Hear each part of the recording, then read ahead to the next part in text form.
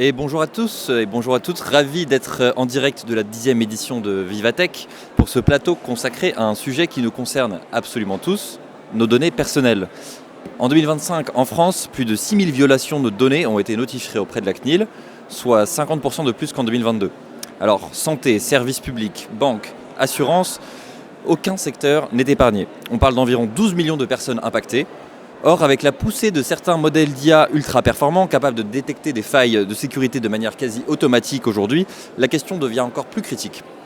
Alors, comment concilier régulation et sécurité tout en stimulant l'innovation ? Autour de moi se trouvent 3 experts qui, je l'espère, pourront nous donner leurs éclairages sur la question. Et à ma droite se trouve Clément Domingo alias Sax. Bonjour Félix. Salut Clément. Bonjour messieurs. Donc Clément, Bonjour. tu es le cofondateur de l'ONG Hackers sans frontières, expert en cybersécurité, spécialiste des ransomware et observateur du cyberespace africain notamment. Et tu es aussi un des créateurs de Braze CTF, le plus grand capture de flag en France. Écoute Clément, hacker éthique, qu'est-ce que c'est et concrètement, comment tu vois toutes ces attaques se produire au quotidien ? Déjà, il ne faudrait pas dire hacker éthique, mais on est obligé de rajouter éthique à hacker parce que les médias, parce que le grand public, parce que vous allez peut-être faire ce amalgame-là avec des cybercriminels, avec des pirates. Et donc un hacker éthique, un hacker, pour faire simple, c'est une personne qui va comprendre les systèmes informatiques, découvrir les failles et surtout aider les entreprises, aider les gouvernements à sécuriser cette faille. Et moi, j'ai la particularité, en plus de ça, aujourd'hui, de faire de la vulgarisation auprès du grand public pour leur expliquer tous les enjeux autour de la cybersécurité, de la cybercriminalité et les enjeux autour de l'intelligence artificielle. Tu as une spécialité en particulier, un domaine de spécialité ? L'offensif, mais pour faire de l'offensif, il faut savoir faire du défensif et surtout la vulgarisation parce que je pense que c'est une particularité, une spécificité. Aujourd'hui, il y a beaucoup de gens qui sont bons mais qui ne savent pas expliquer simplement des concepts au grand public. Alors Thomas Sema de Yneuro. Hello, bonjour. Salut. À tous. Toi, tu travailles justement sur une solution pour repenser un peu la sécurité de nos interfaces et pour en finir définitivement avec les mots de passe. Ça s'appelle NeuroID. En quoi ça consiste exactement, Thomas ? Alors globalement, aujourd'hui on utilise tous la reconnaissance faciale, l'empreinte digitale, le scan d'iris et de rétine. Ou alors, on va mémoriser des centaines de passwords et c'est une tannée. Donc on a créé en fait la première solution d'authentification par signature neuronale. Qu'est-ce que c'est ?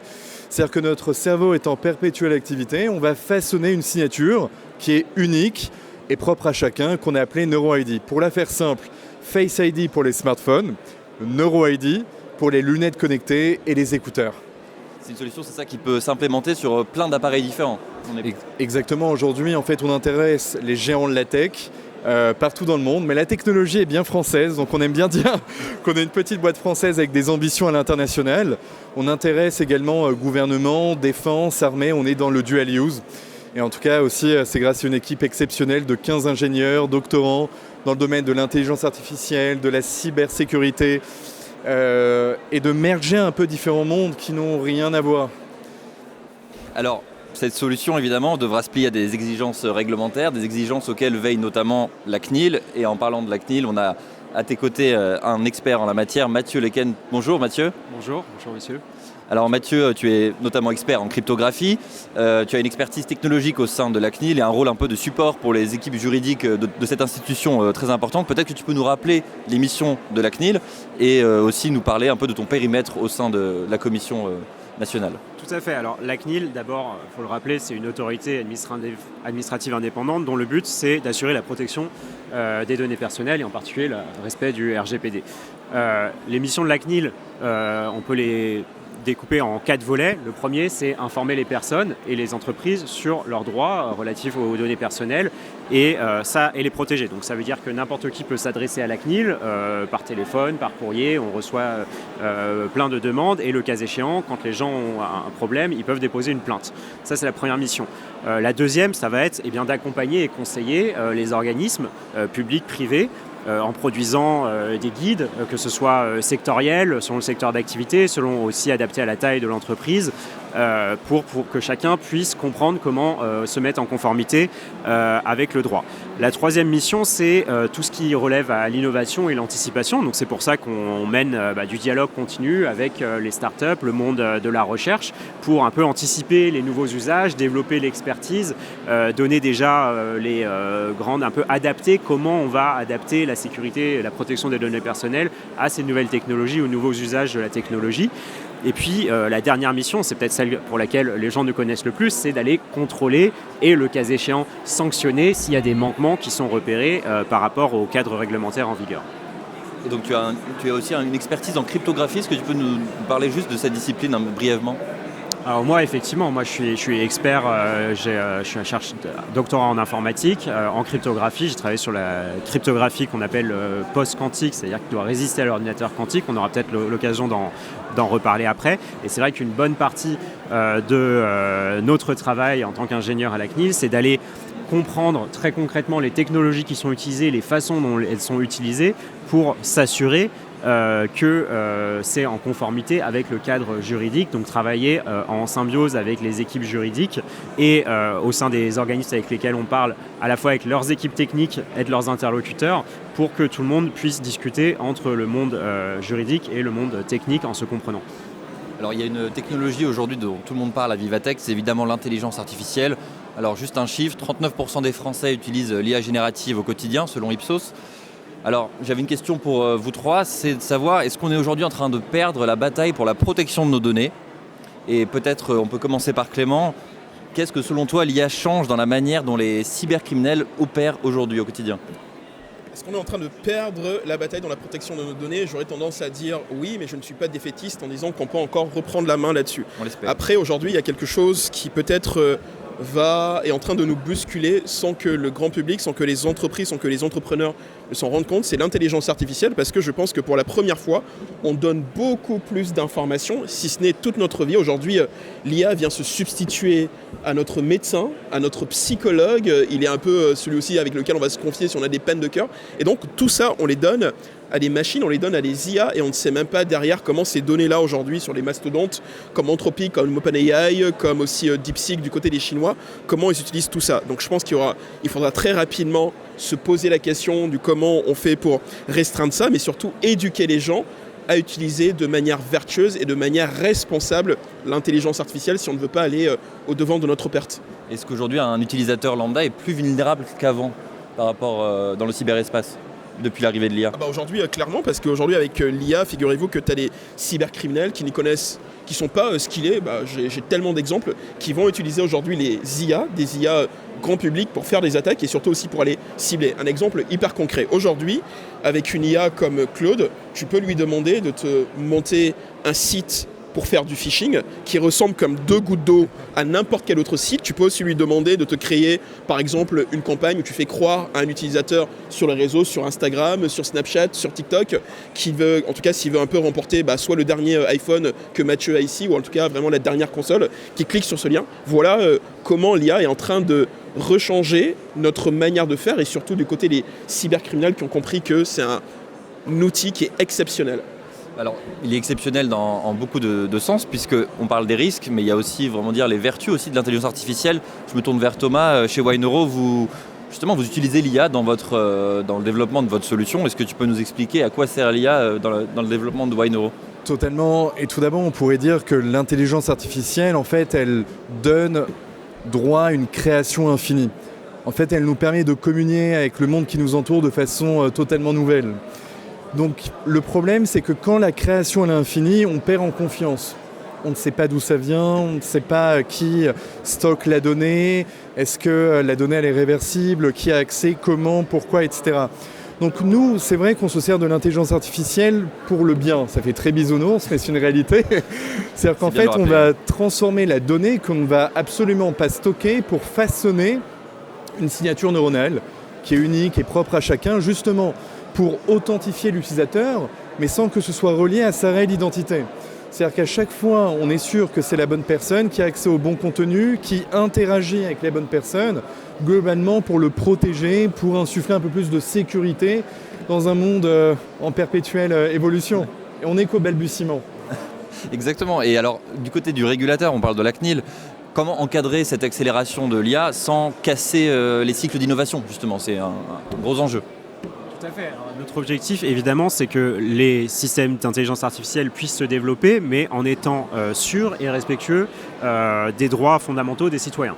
Donc nous, on accompagne tout cela. D'abord, avec, j'en parlais, des demandes de conseils pour les entreprises qui souhaitent développer ces systèmes. On a mis en place aussi ce qu'on appelle des bacs à sable, c'est-à-dire vraiment des accompagnements renforcés à la fois techniques et juridiques sur des thématiques innovantes un peu différentes. On l'a fait cette année sur IA et services publics, on l'a fait sur IA au service de la silver economy. On va continuer à le faire et ces accompagnements bénéficient à tout l'écosystème. La deuxième chose, c'est évidemment qu'on publie des guides, et ça, si ça intéresse des personnes, il faut aller vraiment le voir, à la fois des fiches pratiques pour les personnes qui souhaitent développer des systèmes d'intelligence artificielle. On a publié récemment un guide sur l'usage de l'IA en santé avec la Haute Autorité de Santé. Et puis petit à petit, progressivement, on va rentrer en application le règlement pour l'intelligence artificielle, le RIA et Act, qui définit à la fois un certain nombre de pratiques qui sont interdites en Europe. C'est des pratiques qui peuvent être liées à la notation sociale, à la police prédictive, voilà, parce que c'est des choses que le législateur a décidé qu'on ne voulait pas voir. Mais surtout, très prochainement, des obligations spécifiques pour les systèmes d'IA qu'on catégorise à haut risque. À haut risque, ça veut dire, par exemple, tout ce qui va concerner la biométrie, les usages dans l'éducation, les usages sur l'emploi, les usages pour la justice, etc. Et la CNIL va être compétente pour réguler une partie de ces usages à haut risque, et ça va être obligation, quand on met sur le marché de tels systèmes, de faire de la gestion des risques, des obligations de documentation, de transparence, mais aussi d'avoir testé ces systèmes en conditions réelles, d'avoir vérifié qu'il y a des absences de biais, etc. Et peut-être un dernier point pour terminer, un projet intéressant sur lequel on travaille en partenariat avec l'ANSSI, le PRN, etc. C'est un projet qui s'appelle Panam, qui vise à développer un outil d'audit pour les systèmes d'intelligence artificielle pour s'assurer qu'ils conservent la confidentialité, c'est-à-dire qu'on ne peut pas extraire d'informations personnelles à partir de ces modèles. Et c'est aujourd'hui une tâche très compliquée, donc on essaye de construire un outil qui pourra permettre ensuite aux personnes de vérifier que leur système d'intelligence artificielle qu'ils développent est en conformité. Donc voilà un peu une palette de ce qu'on essaye de faire pour outiller les personnes pour développer des systèmes d'intelligence artificielle qui soient respectueux des droits. Et avec ça, justement, ça peut tout à fait compléter ce que toi tu proposes par exemple aux entreprises dans tes formations ou dans tes prises de parole. Ça peut être très complémentaire finalement ce que tu proposes toi. Aujourd'hui, il y a une chose qui est en train de se passer, que le monde découvre, c'est un peu l'IA. On est tous d'accord que l'IA est en train de bouleverser. Après, si on prend d'un point de vue ici un peu européen, peut-être que la législation est en train de nous ralentir. C'est une question que je pose. En tout cas, beaucoup disent qu'on n'est pas du tout aujourd'hui capable de rivaliser avec les États-Unis. On n'est pas capable de rivaliser avec la Chine, où là-bas, on est en plein boom. Ils sont en train de tester des choses et peut-être ils vont réguler plus tard. Est-ce que ce qu'on nous, ici, on fait en Europe, qui est encore de réguler, est-ce que c'est bien ou pas? Ça, c'est une question que je pose. Après, ce qui est sûr et certain, c'est que moi, je propose aujourd'hui des choses un peu complémentaires pour expliquer cette montée en puissance-là et surtout accompagner. Aujourd'hui, rendez-vous compte encore, il y a des gens, lorsque tu leur parles d'intelligence artificielle, Félix, pour eux, ça se cantonne encore à l'utilisation de 2, 3, 4 prompts sur ChatGPT. Et je pense qu'en 2026, et au moment où on est en train vraiment de parler, impossible pour une personne de se dire que l'intelligence artificielle, c'est ça. Aujourd'hui, on est plutôt dans ce qu'on appelle l'ère de l'agentique, où on va avoir une palanquée de petits agents. Donc, pour expliquer très simplement, un agent, c'est un mini-vous qui est spécialisé dans une seule tâche, et donc parfois qui est beaucoup plus pertinent qu'un gros modèle. À côté de ça aussi, on va pouvoir faire un peu de la distillation, on va pouvoir faire de l'inférence. Donc, il y a tout un tas de choses que j'essaie de faire prendre conscience aux entreprises au travers de workshops assez spécialisés, en tout cas au travers de prises de parole, pour venir accompagner ça, sans oublier quelque chose que Mathieu disait qui est très vrai, c'est qu'aujourd'hui, ces données-là, on ne sait pas forcément comment elles sont traitées, et donc il y a cette urgence de savoir comment sont traitées les données dans le cadre d'une entreprise, pour ne pas que derrière, elles puissent mettre en danger les personnes qui vont utiliser ces IA. Est-ce que l'IA bien utilisée pourrait justement, à l'inverse, servir à mieux protéger les données des utilisateurs ? Totalement. Tout à l'heure, Thomas, tu avais une expression que j'ai beaucoup aimée, un peu faire utiliser l'IA pour faire le bien. Et moi, je reste aussi convaincu qu'en utilisant bien l'intelligence artificielle, on peut faire le bien. Il ne faut pas aujourd'hui que l'IA soit seulement là pour nous assujettir, mais au contraire, nous aider à être plus productifs. Et donc, quand tu sais bien l'utiliser, on peut faire des choses mais exceptionnelles, quoi. On commence à peut-être être bridé du moment où les gens n'ont pas accès à l'information et qu'eux aussi vont avoir peur. Tout à l'heure, tu le disais aussi, aujourd'hui, pour beaucoup de gens, quand tu vas leur parler encore d'IA, c'est ChatGPT, mais pour beaucoup aussi, ce qu'ils vont voir de l'IA, ce sont de fausses photos, ce sont de fausses vidéos. On a beaucoup parlé, hélas, des deepfakes, mais surtout les deepfakes qui touchent des enfants. Et là, en effet, ça peut faire peur, alors qu'il n'y a pas que ça dans l'IA. Oui, c'est comme dans tout en fait, il faut faire le tri. Mais alors il y a une autre question qui se pose, c'est celle de la souveraineté et de la dépendance aux acteurs technologiques étrangers, on en parlait tout à l'heure. Alors on a beaucoup parlé de l'arrivée du modèle Claude Mythos d'Anthropic qui pose des questions de cybersécurité, de gouvernance. Vous, quel est un peu votre point de vue là-dessus? Est-ce qu'on est dans une phase d'hyper-régulation? Comment ça se passe à votre avis? Comment on va s'en passer? Sur Mythos, effectivement, donc c'est un système qui a été proposé par Anthropic, qui avait la particularité de trouver de très nombreuses failles dans des systèmes largement développés et assez critiques.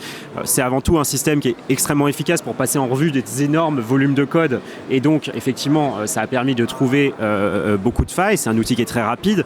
Après, il faut faire attention aussi au discours alarmiste qui a été aussi mis en place par Anthropic pour aussi servir sa propre communication. Je pense que ce qui est important de retenir, c'est qu'on a une accélération dans le cycle de découverte de vulnérabilité, parce que à partir du moment où la vulnérabilité est découverte, elle peut être exploitée très vite par de très grands nombres de personnes. On parlait de démocratisation parce que des personnes non expertes peuvent maintenant s'en servir. Et donc, avant tout, ce qu'il faut en retenir pour le monde cyber, c'est une accélération, la nécessité de patcher avec des cycles beaucoup plus rapides et des mises à jour très très régulières des systèmes. Dès lors qu'on intègre ça, là on a une phase un peu critique avec des volumes de patch très importants à faire, mais ça peut aussi se réguler petit à petit.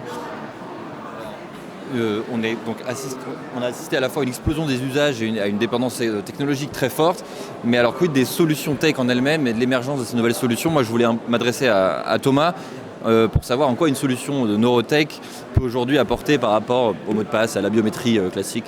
Totalement, aujourd'hui, comme Clément l'a très bien dit, en fait on peut falsifier absolument tout. Les images, la vidéo, la voix. Donc, nous, on a voulu en fait opérer ce pivot chez Y-Neuro pour créer une biométrie qui est ciblée sur la signature neuronale. Pour moi, la question, c'est pas de se dire biométrie ou pas biométrie, c'est de se dire qui contrôle la donnée, qui la stocke, comment, pourquoi. Et tout de suite, je vais me tourner à nouveau vers Mathieu, on est sur des enjeux de régulation et de souveraineté. Je pense que la régulation, c'est une bonne chose. Par contre, il faut façonner la souveraineté française, européenne. On a énormément de chance, c'est-à-dire que la France a des cerveaux, l'Europe a les talents, mais il faut insuffler le fait de passer en fait d'applications, d'agents vers des infrastructures qui vont accompagner les 10, 15, 20 prochaines années. C'est l'une des choses les plus importantes. Mais en tout cas, il y a peut-être un côté alarmiste, mais c'est vrai qu'on a toutes les compétences et tous les savoir-faire, une certaine créativité à la française pour façonner le monde de demain. Il ne faut pas oublier que chez les géants américains, en Asie, les directeurs, souvent des laboratoires en neuro ou en IA, sont made in France. Donc c'est-à-dire que finalement, on a une touche à nous, une French touch, qui nous permet véritablement en fait, d'innover et d'apporter des solutions nouvelles. Il y a quelques années, c'était assez original de coupler neurotechnologie, biométrie, parce que les personnes dans les neurosciences étaient avant tout dans le domaine de la santé, c'était des neurologues, et les acteurs du domaine de la cyber ne connaissaient pas grand-chose au fonctionnement du cerveau. Donc on a couplé les deux. Aujourd'hui, nous, en tout cas, notre objectif, c'est de créer en fait quelque part une infrastructure souveraine, une architecture d'authentification qui est bonne pour tous. Et c'est pour ça qu'on met tout notre cœur et toute notre énergie sur le NeuroID aujourd'hui. Moi, je vais un peu venir jeter un pavé dans la mare. Je pense que cette notion-là de souveraineté numérique, jamais pourtant on en a autant parlé en Europe. Merci, je dis bien merci à Trump dans sa folie qui nous montre qu'on est tellement technodépendant. Bon voilà, dernière grosse nouvelle en date qui a fait le tour du monde, c'est là lorsqu'il impose à Anthropic de venir couper des modèles comme Fable 5, tu le disais Mathieu, comme Mythos, parce que sous couvert ils sont tellement puissants qu'il faudrait seulement les réserver aux États-Unis. Mais moi j'ai envie de dire que les États-Unis ils ont totalement tout compris. Pour une fois, ils ont encore la possibilité de reprendre énormément d'avance sur le reste du monde. Et en attendant, nous, en Europe, on n'a jamais autant parlé de souveraineté numérique. Et pourtant, depuis 10 ans, moi, je pense que c'est un peu un mythe. Jamais on se met vraiment à chasser en meute. On préfère encore utiliser des solutions américaines. Excusez-moi, aujourd'hui, quand tu regardes que sur le paysage, exactement, en entreprise, tu as encore beaucoup de gens qui utilisent O365, du AWS, alors qu'on a vraiment des champions aussi bien dans les différents domaines qui sont capables de le faire, ça c'est une chose. Et le deuxième point que je voulais un tout petit peu aujourd'hui évoquer, c'est que on oublie très souvent aussi la Chine, mais la Chine, ce qu'ils sont en train de faire, c'est assez intéressant parce que eux, ils sont en train, à la différence des Américains, je pense entre autres à OpenAI et à Anthropic, qui mettent sur le marché des modèles payants comme Claude, comme ChatGPT. Aujourd'hui, ce que la Chine va faire avec Alibaba sur Cohen, en tout cas du DeepSeek avec vraiment du ByteDance, eux, ils vont mettre en place des modèles qui sont derrière soit de la distillation, certains sont un peu tirés vraiment d'une inférence, qui sont qui commencent à avoir les mêmes capacités que les modèles américains, et donc forcément ça vient aussi nous fragiliser notre dépendance, et je pense que cette question-là devra être tranchée en se disant que pour une fois on fait vraiment de la vraie souveraineté et on essaie de compétir avec les mêmes armes que les Américains, que les Chinois ont. Et en termes de nouvelles technologies, donc on parlait de neurotechnologie, est-ce que à ton avis les cybercriminels aujourd'hui sont de plus en plus agiles en fait avec l'arrivée de toutes ces technologies ?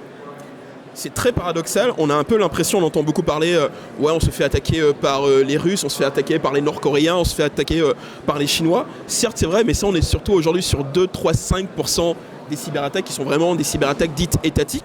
Mais le reste, aujourd'hui, ce sont des jeunes cybercriminels français. Très jeunes. Des adolescents, parfois, 14, 15, 16, 17, 18, 19. Pour beaucoup d'entre eux, depuis 2 ans, je discute presque quotidiennement avec eux. Et quand je vois, il y a une chose par contre qu'on ne peut pas leur retirer, c'est qu'ils sont ingénieux. Ils peuvent trouver des failles classiques et derrière utiliser l'intelligence artificielle.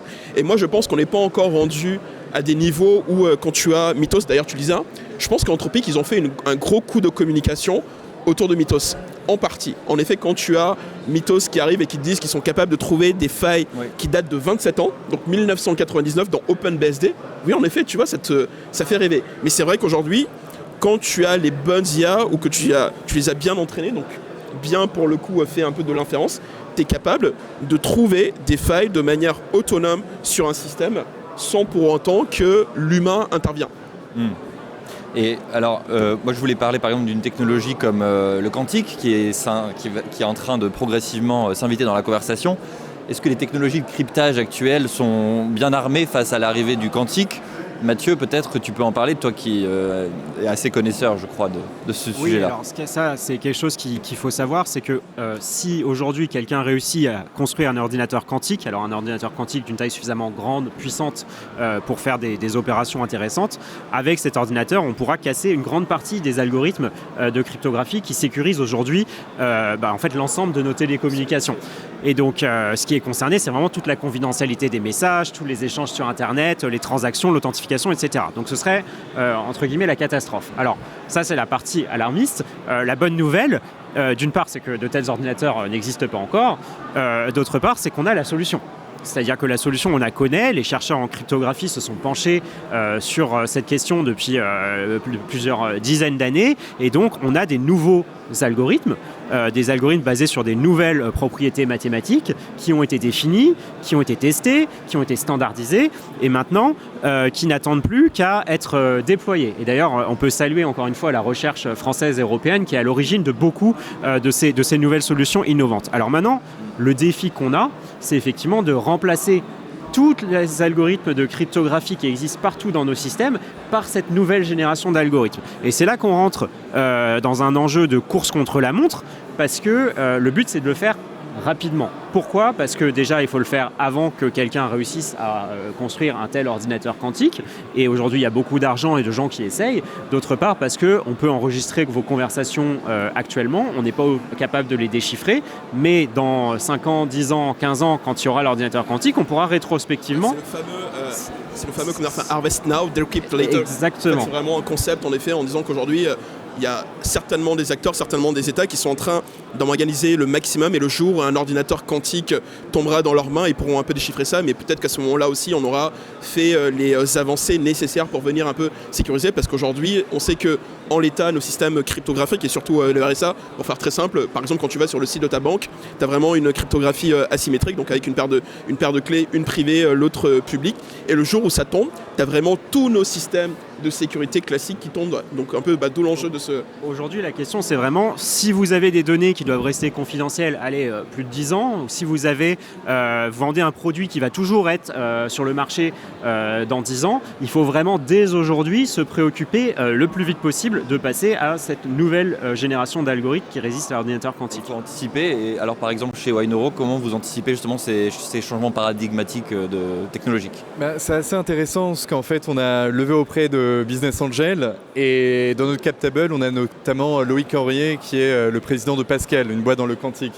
Et c'est vrai que NeuroID en fait a énormément d'avantages dans l'ère quantique parce qu'on travaille non pas sur une signature qui est fixe comme un élément visuel type forme géométrique de visage ou fingerprints ou mot de passe en fait qui reste une chaîne de caractères alphanumériques, mais on est sur quelque chose d'évolutif. C'est-à-dire qu'en fait, on va concevoir une première signature, mais qui va s'améliorer dans le temps. Donc en fait, plus une personne va porter une paire de lunettes connectées ou des écouteurs, on va en fait créer des NeuroID composites pour améliorer cette Big ID quelque part. Et en fait, ce mécanisme permet de protéger l'utilisateur parce qu'on ne va plus pouvoir rejouer certaines données connues dans le passé. Elles seront différentes. Ça, on est capable, et à même de le voir. Moi, il y a aussi pas mal... une mastodonte de propriété intellectuelle aussi au sein de notre boîte pour protéger nos différentes innovations. Mais les enjeux de cryptographie, en tout cas, ça nous tient à cœur et on l'intègre au cœur même de la solution. Et alors justement, on va parler peut-être un peu de solutions et de conseils pratiques pour les citoyens, les entrepreneurs, pour se protéger efficacement contre toutes les potentielles cyberattaques qui peuvent survenir. Est-ce que... vous auriez, vous, par exemple, des recommandations très pratico-pratiques sur ce qu'il faut faire pour sécuriser ces données aujourd'hui? Moi, je peux commencer avec 3 conseils assez simples. Le premier, aujourd'hui, vraiment, que j'ai tendance à donner, parce qu'en attendant que nos entreprises en France soient plus sécurisées, qu'on mette aussi plus de budget, le premier conseil, c'est de mentir de manière volontaire sur son identité. Lorsque tu vas, par exemple, dans un magasin ou chez ton fleuriste ou je sais pas, chez ton caviste, il n'a pas besoin de savoir que c'est toi Félix, que c'est moi Clément, que c'est toi Thomas ou que c'est toi Mathieu. Tu peux faire, par exemple, en fait, à Mathieu, rajouter soit 3T ou un seul T ou un seul H ou un Y là-dessus. Ça reste toujours la même chose là-dessus. Pareil aussi sur, deuxième conseil un peu, sur le mail, pareil aussi sur la date de naissance. Donnez pas votre date de naissance exacte à l'année, au jour, au mois près, quoi. Pareil sur les mails ensuite. Le mail aujourd'hui, c'est mais vraiment, tout le monde donne le même mail partout. Ouais. C'est un fléau. Si vous n'êtes pas pro ou même expert, vous pouvez utiliser toujours votre même adresse mail. Vraiment votre adresse mail, nom, prénom, @gmail.com. Mais avant le arrobase, donc ça c'est une chose que beaucoup de gens ne savent pas, rajouter un plus. Donc, par exemple, le plus et ensuite venir spécifier, ça va un peu être le tag, ça va un peu être la spécificité du magasin. Donc si c'est un magasin de bouche, ça va être le nom du magasin de bouche sans leur faire de promo. Si c'est un magasin d'électronique, donc le nom du magasin d'électronique. Et ce qui est génial, c'est que les gens n'ont pas besoin de créer une seconde adresse mail. D'accord. Donc ça, c'est vraiment dans ce qu'on appelle les RFC, donc pour faire très simple, les différents protocoles, les différentes... je cherche le terme, aide-moi Mathieu. Normes. Les différentes normes, merci beaucoup Mathieu, qui viennent un peu définir ça. Donc automatiquement, le mail va revenir dans ta boîte mail et ça, tu n'auras absolument rien à faire. D'accord. Et le troisième conseil, c'est vraiment le mot de passe, ce à quoi, tu vois, chez Thomas, c'est un peu de faire, mais en attendant, arrêtez d'utiliser le même mot de passe parce que les gens utilisent le même mot de passe ou des variantes du mot de passe là, et ça ne sert à rien. Utilisez en plus de ça un MFA en attendant d'avoir la solution multifacteur de Thomas qui va arriver. Merci Clément. Voilà, nous c'est pour ça qu'on met toute notre force et toute notre énergie dans le NeuroID. L'idée c'est qu'on n'ait plus à mémoriser des passwords et qu'en réalité à chaque fois que l'on est reconnu, qu'on s'authentifie, qu'on ait accès en fait à l'ensemble de notre monde digital et qu'on n'ait plus en fait à donner des informations personnelles et des caractéristiques propres. Par exemple, il y a une dizaine d'années, les gens avaient peur de donner leur visage. Aujourd'hui, c'est partie de notre quotidien, il n'y a plus aucun problème. Dans les années 2000, moi je me rappelais des Missions Impossibles et des James Bond avec reconnaissance d'iris et de rétine. Aujourd'hui, en 2026, c'est une faille.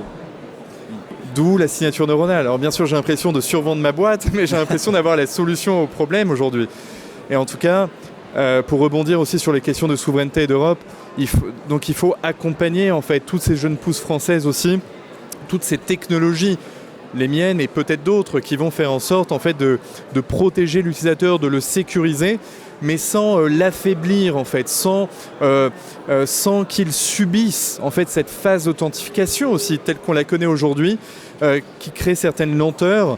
Et nous en fait on est véritablement en fait sur les Américains appellent ça frictionless, mais le fait d'avoir accès au contenu au bon moment et qu'on ne subisse plus en fait le monde numérique, mais que l'on soit enfin protégé. Que l'on vive en fait notre vie de la meilleure des façons possibles. C'est ça. Et alors, par exemple, Mathieu, vous à la CNIL, vous êtes bien au fait de toutes ces violations de données, puisque plus de 8000 violations ont été notifiées auprès de l'instance sur la période 2024-2025. Et dans ces données dérobées, on parle de milliards de données d'utilisateurs, de mots de passe, de plaques d'immatriculation, d'IBAN, etc. On a encore vu récemment une énorme fuite de données et aujourd'hui ça se perfectionne. Il y a des moteurs de recherche qui sont inventés par des cybercriminels qui permettent de chercher des données volées sur des moteurs de recherche faits pour ça.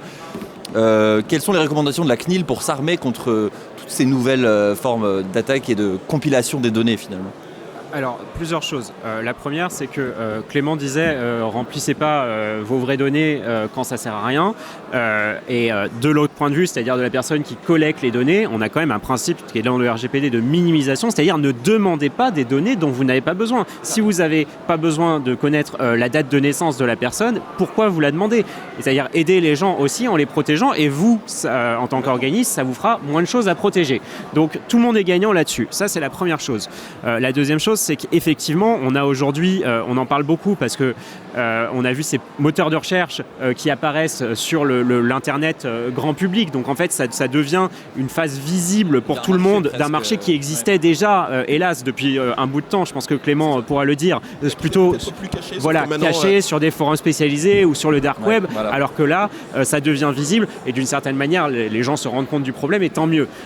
Effectivement, ça peut avoir des conséquences extrêmement importantes pour les personnes et c'est pour ça aussi qu'on demande, lorsqu'il y a une attaque, une violation, l'obligation d'informer les personnes concernées. Pourquoi ? Parce qu'il faut que les personnes concernées puissent s'attendre à ce que, oui, si votre IBAN vient d'être dérobé, souvent c'est dans les semaines qui suivent qu'elles sont victimes le plus de phishing. Et donc c'est aussi une façon de dire aux gens, attention, là, vos données viennent d'être dérobées. Soyez particulièrement vigilants dans les prochains jours, dans les prochaines semaines, si vous avez des tentatives de phishing qui vont vous viser, parce que en fait, très vite, il y a une déperdition de la valeur de la donnée.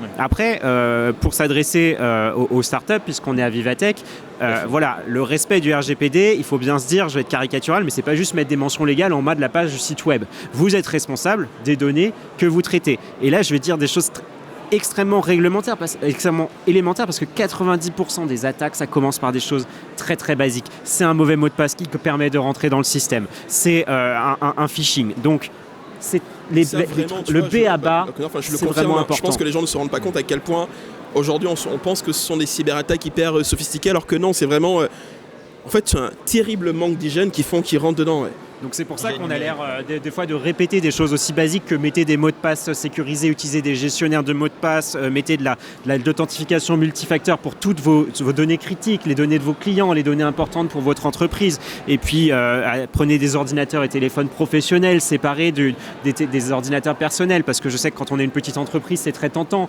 Chiffrez vos disques, mettez à jour vos antivirus et puis choisissez bien vos sous-traitants. Et peut-être pour terminer, un point qui est d'autant plus d'actualité, on parlait de la multiplication des agents IA, etc.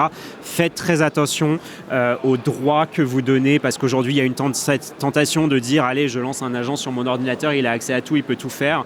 Ça, c'est un grand recul dans la compartimentation, donc soyez extrêmement vigilants sur ce point-là, sur les droits que vous accordez aux agents IA. Voilà. En fait, je vais tenter une métaphore un peu bancale, mais c'est un peu une question d'hygiène. C'est comme pendant la pandémie de Covid-19, on porte un masque, réflexe, on met du gel hydroalcoolique. En fait, dans l'espace numérique, l'hygiène aussi est de mise, surtout dans des périodes... Tu t'es avancé et c'était super. Non mais vraiment super. C'était risqué. Non mais vraiment, c'est exactement ça. Et alors aujourd'hui, selon vous, est-ce qu'il reste quand même, par exemple dans le cas de NeuroID, un facteur de risque qui reste humain finalement ? Nous, en fait, notre objectif, justement, c'est d'annihiler tout risque humain. C'est en fait, moi, l'idée de NeuroID, elle est venue très simplement.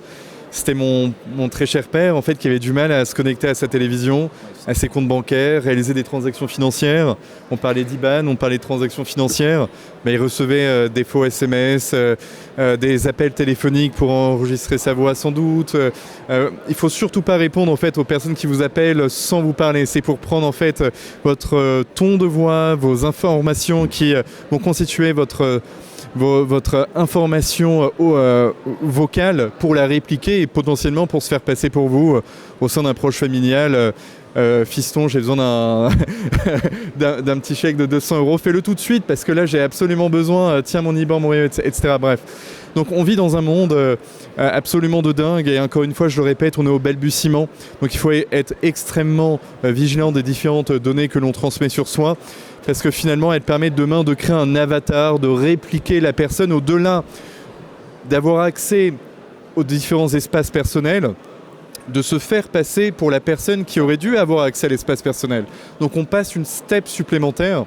Dépossession de l'identité finalement. Exactement. Or, nous, ce qu'on a avec le NeuroID, c'est que c'est quelque chose de non visuel, qu'on ne voit pas. On travaille sur une donnée qui est cachée, contrairement également aux fingerprints, où 5,6 millions d'Américains se sont fait voler leur empreinte de doigt en 2015.